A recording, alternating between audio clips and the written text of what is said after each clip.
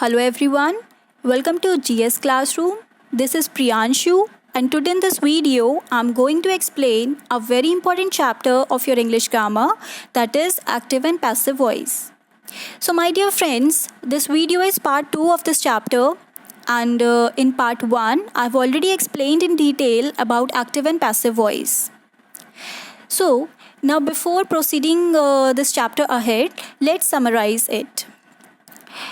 We have already seen that there are few steps to convert the sentence from active voice to passive voice. So number 1 is the structure of sentence will be reversed in passive voice, that is the places of subject and the object will interchange. ठीक है, तो हमने देखा था कि जो active voice है उसमें क्या होता है, एक्टिव से पैसिव करने के लिए हमेशा जो सब्जेक्ट दिया रहता है एक्टिव वॉइस का वो ऑब्जेक्ट बन जाता है पैसिव वॉइस का, जो ऑब्जेक्ट दिया रहता है एक्टिव वॉइस का वो सब्जेक्ट बन जाता है पैसिव वॉइस का, सिर्फ यानी कि सब्जेक्ट और ऑब्जेक्ट की जो प्लेसेस है वो इंटरचेंज हो जाती हैं. ठीक है, एक्टिव से पैसिव करते टाइम.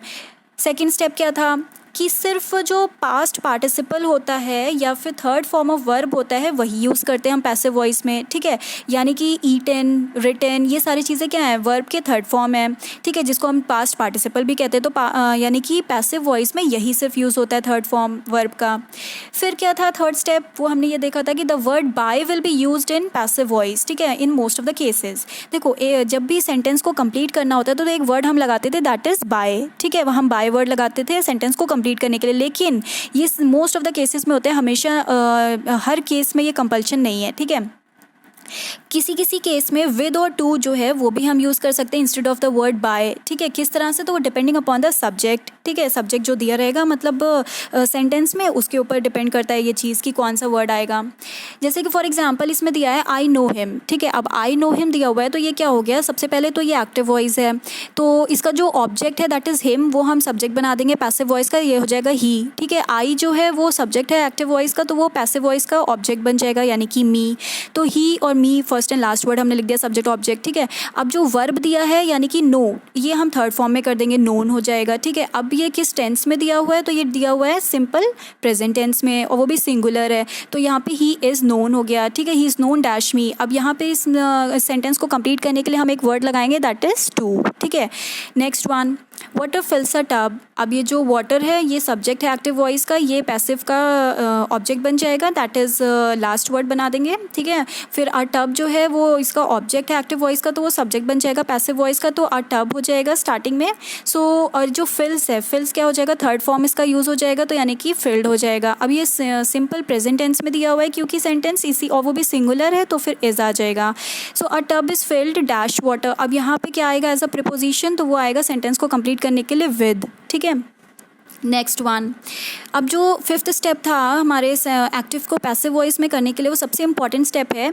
इसमें क्या है कि auxiliary verb will be changed in passive voice depending upon the tense of the sentence in its active voice. ठीक है, अब ये सबसे इंपॉर्टेंट हमारा स्टेप है. तो इसमें क्या होता है कि जो हमारे ऑक्सिलरी वर्ब्स हैं, ऑक्सिलरी वर्ब्स मतलब कि हेल्पिंग वर्ब्स. ठीक है, जो वर्ब्स को हेल्प करते हैं, तो वो जैसे हमारे एग्जांपल्स में क्या क्या हो गया, जैसे is, am, are, was, were, has been, had been, will be, ये सारी चीज़ें क्या हैं, ये सब हमारे ऑक्सिलरी वर्ब्स हैं यानी कि हेल्पिंग वर्ब्स हैं. तो ये सब कैसे पैसिव वॉइस में चेंज होते हैं, तो ये एक्टिव वॉइस के टेंस के अकॉर्डिंग चेंज होते हैं. जिस टेंस में दिया होगा एक्टिव वॉइस का सेंटेंस उसके अकॉर्डिंग उसका ऑक्सिलरी वर्ब लग जाएगा एज अ रूल. ठीक है, फिर क्या होगा कि अगर हम वैसे तो हम ये वाले स्टेप को बहुत ही डिटेल में हम देख चुके हैं अपने पार्ट 1 वीडियो के पार्ट 1 में, बट स्टिल हम इसका टेबल एक बार इसको समराइज़ करने के लिए देख सकते हैं, इसको रिवाइज करने के लिए टेंसेस को, जो कि बहुत ही इंपॉर्टेंट है. आप इसको नोट डाउन कर सकते हो, आपके लिए बहुत ईजी हो जाएगा हमेशा के लिए याद रखने के लिए, मेमोराइज करने के लिए.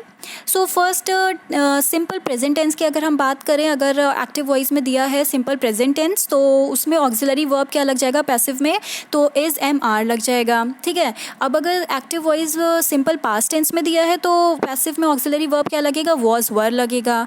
ठीक है, सिंपल फ्यूचर में विल बी लग जाएगा. प्रेजेंट कॉन्टिन्यूस में is being, am being, are being लग जाएगा. पास्ट कॉन्टिन्यूस में वॉज बीइंग, वर बीइंग लग जाएगा. प्रेजेंट परफेक्ट में हैज़ बीन, हैव बीन लग जाएगा. पास्ट परफेक्ट में हैड बीन लग जाएगा, फ्यूचर परफेक्ट में विल हैव बीन लग जाएगा। ठीक है, तो ये सारे टेंसेस के अकॉर्डिंग क्या होंगे, ये ऑक्सिलरी वर्ब्स जो हैं वो चेंज हो जाएंगे। ठीक है, अब इसमें आप सोच रहे होगे इसमें कुछ टेंसेस हम लोगों ने मिस कर दिए हैं। तो जो टेंसेस हमने मिस किए हैं वो एक्चुअली वो इसलिए किए हैं क्योंकि कभी भी जैसे हम कौन कौन से पहले तो मिस किए हैं, एक हमने मिस किया फ्यूचर कॉन्टिन्यूस टेंस, एक हमने मिस किया है present perfect continuous, past perfect continuous, future perfect continuous. ठीक है, ये 4 टेंसेस हमने यहाँ पे मिस किए हैं। तो वो इसलिए किए हैं because the sentences of these tenses can't be change to passive voice. Okay, that is the reason हम इन टेंसेस के रूल्स नहीं देखेंगे, सिर्फ जो यहाँ पे 8 टेंसेस हैं बस उन्हीं के ऑक्सिलरी वर्ब्स जो होंगे वो पैसिव में चेंज हो जाएंगे। Alright, now next one. अब हम क्या करते हैं, अब ये इस वीडियो के पार्ट 2 पे चलते हैं, इस चैप्टर के को प्रोसीड करते हैं। तो अगर हम मॉडल्स की बात करें जो कि हमारे may, might, can, must, should, ought to, ये सारी चीज़ें होती हैं, यानी कि प्रेजेंट और फ्यूचर मॉडल्स की अगर हम बात करें तो उसमें ऑक्सिलरी वर्ब क्या लग जाएगा, बी लग जाएगा पैसिव वॉइस में। ठीक है, तो अगर फॉर एग्जांपल हम देखें तो यहाँ पे दिया है एक्टिव वॉइस में he can drive a car. अब अगर ये दिया हुआ है तो इसको पैसिव में करना है, तो यहाँ पे मॉडल क्या यूज़ किया गया, कैन यूज़ किया गया है जो कि प्रेजेंट है। ठीक है, प्रेजेंट मॉडल। तो सॉरी, अब अगर इसे हमें पैसिव में करना है तो क्या हो जाएगा कि आ कार यानी कि ये जो ऑब्जेक्ट है वो सब्जेक्ट बन जाएगा, ही जो है वो ऑब्जेक्ट बन जाएगा यानी कि हिम बन जाएगा। ठीक है, सो आ कार और ये जो ड्राइव दिया हुआ है वो थर्ड फॉर्म में वर्ब चला जाएगा तो ड्रिवन हो जाएगा। ठीक है, और यहाँ पे जो मॉडल है कैन, उसके साथ ऑक्सिलरी वर्ब क्या लग जाएगा पैसिव में, तो बी लग जाएगा। तो a car can be driven by him. Okay, passive voice का सेंटेंस कंप्लीट।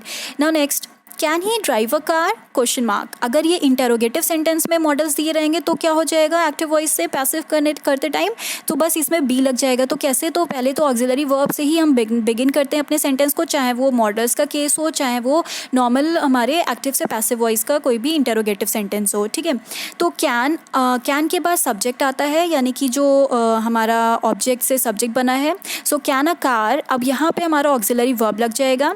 ठीक है, so can a car be driven by him, question mark. Okay, so ये हमारा हो जाएगा ड्राइव का ड्रिवन हो जाएगा, ही का हिम हो जाएगा। ठीक है, next one, he must learn this book. अब इसको अगर पैसिव में करना है तो क्या हो जाएगा कि दिस बुक हमारा पहले तो ये सब्जेक्ट बन जाएगा। ठीक है, ऑब्जेक्ट से सब्जेक्ट, और ही जो है वो हिम बन जाएगा। ठीक है, सब्जेक्ट से ऑब्जेक्ट। अब क्या होगा, यहाँ पे जो लर्न दिया हुआ है वो लर्नड हो जाएगा यानी कि ये वर्ब थर्ड फॉर्म में आ जाएगा पास्ट पार्टिसिपल में। अब मस्ट जो दिया हुआ है यहाँ पे तो ये मस्ट बी हो जाएगा, ऑक्सिलरी वर्ब क्या लग जाएगा, मस्ट बी इस मॉडल के साथ। ठीक है, और बाय हिम हो जाएगा, तो this book must be learned by him. Next one, she may eat an apple. ठीक है, अब मे है यहाँ पे मॉडल तो इसके साथ बी लग जाएगा ऑक्सिलरी वर्ब की तरह पैसिव वॉइस में। सो एन एप्पल जो है वो ऑब्जेक्ट से सब्जेक्ट बन जाएगा, शी जो है वो सब्जेक्ट से ऑब्जेक्ट बन जाएगा तो हर हो जाएगा। ठीक है, ईट का जो हमारा थर्ड फॉर्म है यानी कि पास्ट पार्टिसिपल वर्ब का, तो वो हो जाएगा ईटन। ठीक है, और मे के साथ बी लग जाएगा auxiliary verb. So an apple may be eaten by her. Okay, next, might she kill the snake, question mark. अगर इंटेरोगेटिव में दिया होगा तो माइट से ही बिगिन करेंगे, ऑक्सिलरी वर्ब से ही, फिर सब्जेक्ट आ जाएगा हमारा। ठीक है, तो माइट द स्नेक, अब ऑक्सिलरी वर्ब आ जाएगा तो might the snake be killed by her. Okay, question mark. Don't forget to put this question mark, otherwise half marks will be deducted. Okay, now next, I should not buy this clock. Okay, अब अगर ये negative sentence में दिया हुआ है तो उसको passive में करते टाइम क्या होगा, बस मॉडल पे फोकस करना है, उसके साथ ऑक्सिलरी वर्ब बी लग जाएगा। सो ये क्या है, दिस क्लॉक जो कि हमारा ऑब्जेक्ट था वो सब्जेक्ट बन जाएगा।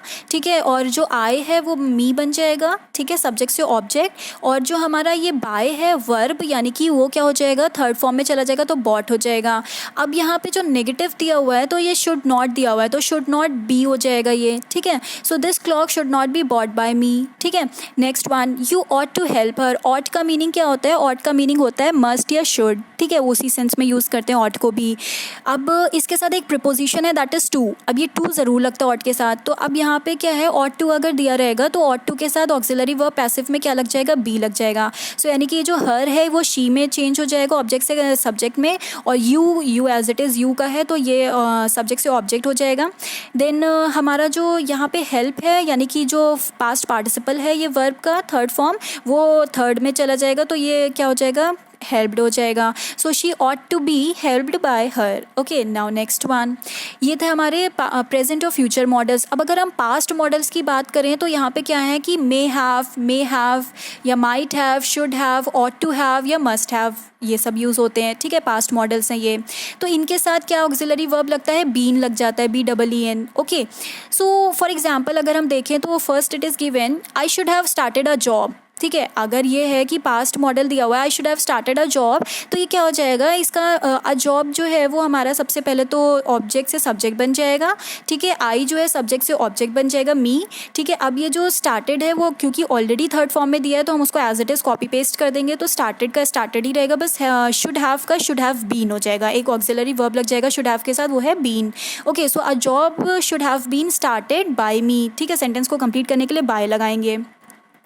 Next one, he must have pass the exam. ठीक है, अब अगर ये दिया हुआ है he must have pass the exam ये एक्टिव वॉइस में, तो द एग्ज़ाम जो है वो हमारा ऑब्जेक्ट से सब्जेक्ट बन जाएगा, ही जो है सब्जेक्ट से ऑब्जेक्ट बन जाएगा, पास्ट ऑलरेडी हमारा इसमें क्योंकि पास्ट टेंस में दिया है तो कॉपी पेस्ट करना है बस, और मस्ट हैव के साथ बीन लग जाएगा तो मस्ट हैव बीन हो जाएगा. ठीक है, और बाय वर्ड हम लगाते हैं एक सेंटेंस को कंप्लीट करने के लिए, तो the exam must have been passed by him, full stop. Okay, and don't forget to put this full stop और क्वेश्चन मार्क और whatever is been needed as a punctuation just because your half mark will be deducted. Okay, now next one, you may have helped the kids. Okay, अगर ये दिया हुआ है तो यहाँ पे भी the kids may have been helped by you.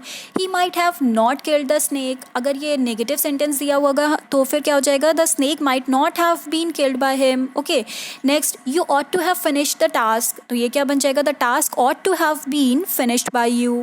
Alright, so these are some of the examples of models. I hopefully मुझे ऐसा लगता है कि आपको सारा कंसेप्ट समझ में आ गया होगा कॉन्सेप्ट. स्टिल अगर आपको कोई भी डाउट हो तो आप हमसे कमेंट सेक्शन में पूछ सकते हैं. Next, let us come on to imperative sentences. If imperative sentences have been given in active voice, and how to change these imperative sentences in passive voice, there are some rules. Okay, let's see. 3 rules आपको याद रखने हैं. सबसे पहली चीज़, passive voice जो होगा वो begin करेगा लेट वर्ड से. ओके, इम्पेरेटिव सेंटेंसेस के केस में, और the word be is used as an auxiliary verb. ठीक है, आपको पता होना चाहिए कि लेट से वो बिगिन करेगा और be word as an auxiliary verb use किया जाएगा हेल्पिंग वर्ब की तरह. ठीक है, इम्पेरेटिव सेंटेंसेस के केस में. और थर्ड स्टेप जो हमारा है वो ये है कि first form of verb that is write is converted into third form of verb that is written. ठीक है, तो वो तो हमें पता ही है कि ये तो वैसे भी सारे ही जितने भी पैसिव वॉइस के केसेस हैं हम सब में ही देखते हैं सारे सेंटेंसेस में कि फर्स्ट फॉर्म से वर्ब के थर्ड फॉर्म में कन्वर्ट हो जाता है. ठीक है, सो राइट का रिटन इस तरीके से. एक वर्ड बी जो है वो एज एन ऑक्सिलरी वर्ब या हेल्पिंग वर्ब जो है वो पैसिव वॉइस जो होगा इंपेरेटिव सेंटेंसेस के उसमें यूज़ हो जाएगा, और लेट से बिगिन होगा. बस ये 3 रूल्स हैं. ठीक है, so very first thing is, अगर आप लोग को इंपेरेटिव सेंटेंसेस कौन से होते हैं ये अगर थोड़ा सा भी कन्फ्यूजन है तो उसके लिए हम उसको क्लियर कर देते हैं कि इंपेरेटिव सेंटेंसेस वो सेंटेंसेस होते हैं जिसमें क्या होता है कि बहुत सारे कैटेगरीज होती हैं, अलग अलग कैटेगरीज होती हैं, जैसे कि इसमें एडवाइस दी जाती है, इसमें कमांड दिया जाता है, इसमें सजेशन दिया जाता है, इसमें रिक्वेस्ट होती है, इसमें विश होता है. ये सारी चीज़ें जो होती हैं वो इन सेंटेंसेस को बोलते हैं इंपेरेटिव सेंटेंसेस. ठीक है, जैसे फॉर एग्जांपल हम ले सकते हैं लर्न योर लेसन्स. ठीक है, अगर कोई आपसे कह रहा है लर्न योर लेसन्स तो ये क्या है, एक तरह से वो हमें क्या कर रहा है, एडवाइस दे रहा है. ठीक है, तो ये क्या हो गया, इंपेरेटिव सेंटेंस हो गया. तो इसके केस में हम अगर बिगिन करेंगे तो कैसे करेंगे, तो you are advise to learn your lessons. ठीक है, या फिर हम कैसे कर सकते हैं कि let your lessons be revised या लर्नड. ओके, इस टाइप से. नेक्स्ट क्या है, open the door. Open the door, कोई आपको ऐसे बोले यानी कि आपको ऑर्डर दे रहा है, आपको कमांड दे रहा है, तो ये क्या हो जाएगा, you are ordered to open the door, या फिर let the door be opened. ठीक है, इस टाइप से हो जाएगा. सो ये सारे कैटेगरीज होते हैं हमारे किसके, इंपेरेटिव सेंटेंसेस के. जैसे कि अगर मान लो दिया है please make a cup of T, तो ये क्या है, एक तरह का रिक्वेस्ट है. तो इसके केस में क्या हो जाएगा, पैसिव वॉइस में करने के लिए you are requested to make a cup of tea. ठीक है, या फिर हम इसको ऐसे भी कर सकते हैं कि let a cup of tea be made. Okay, तो इस टाइप से भी हम कर सकते हैं. नेक्स्ट, अगर हम कुछ और एग्जांपल्स देखें तो इसमें है जैसे कि रेस्पेक्ट दी एल्डर्स. ठीक है, ये क्या है कि एक्टिव वॉइस में दिया हुआ है, अगर हमें इसे पैसिव करना है तो ये क्या हो जाएगा, let the elders be respected. Okay, third form of verb use हो गया, बी वर्ड यूज़ हो गया एज एन ऑक्सिलरी वर्ब, और लेट से बिगिन हो गया. Open the window. ठीक है, तो ये क्या हो जाएगा, let the window be opened. ठीक है, लेट से बिगिन कर दिया, be as an auxiliary verb आ गया, और हमारा जो वर्ब है वो क्या हो जाएगा, थर्ड फॉर्म में चला जाएगा तो ओपनड हो गया, ठीक है। हेल्प द चिल्ड्रेन, तो ये क्या हो जाएगा, let the children be helped, ठीक है। सो लेट से बिगिन हो गया, be as an auxiliary verb आ गया और थर्ड फॉर्म में क्या चला गया, हेल्प्ड हो गया, ठीक है। अब the children as a subject use हो जाएगा। तो ये हमारे कुछ एग्जांपल्स थे इम्पेरेटिव सेंटेंसेस के। बस इतना सा सिंपल सा हमारा ये चैप्टर है active and passive voice. Hopefully आपको समझ में आ गया होगा, सब कुछ बहुत ही क्लियर हो गया होगा, आपको बहुत ईजी लगने लगा होगा ये चैप्टर, ठीक है। अब आप इसके बेसिस पे जितनी भी एक्सरसाइजेस हो सके आप सॉल्व करिए और स्कोर करिए अच्छे marks. Now thank you so much.